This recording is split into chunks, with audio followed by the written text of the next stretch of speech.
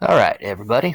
This is the end of section 6.3, and it's the same concept with confidence intervals, but the context is a little bit different. So it says in the article, high dose nicotine patch therapy, there's a conclusion that 71 subjects, 70% are abstinent from smoking at 8 weeks. And then it gives us a confidence interval that's already been constructed. And it says it's 95%, and it goes from 58 to 81. So as a number, 58% to 81%, the confidence interval would look like that. But this one asks us to estimate p hat and the margin. Whereas other examples we've done, they've given us the p hat, they've given us the error, and we use this definition to construct our confidence interval. Now we want to use this definition and essentially work backwards. And so this 58% comes from some p hat minus an error. And this 81% comes from some p hat plus an error.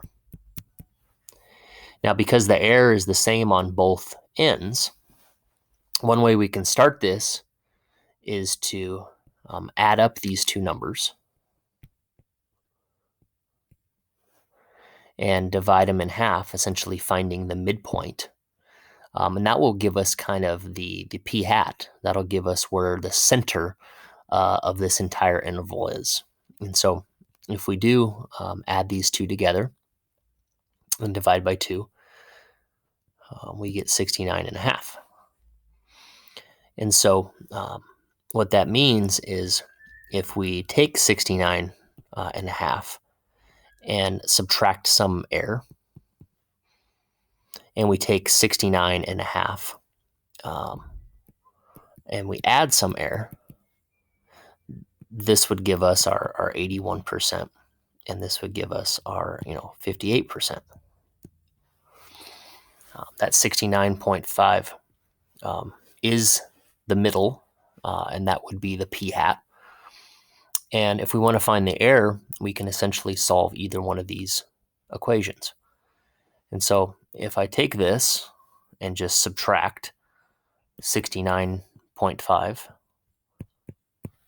from both sides, the error is going to be 0.81 or 81% minus 69.5%. And we're going to get 11.5% as our error. And so it's just kind of taking this this scenario and working backwards to find the individual pieces.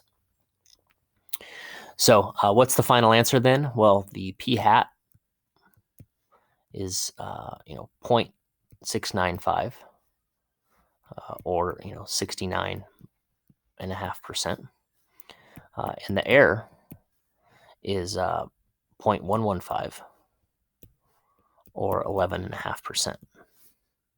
And again, you could verify these numbers by plugging them in here and seeing if they match up to the thing that was given. All right. Thanks for listening.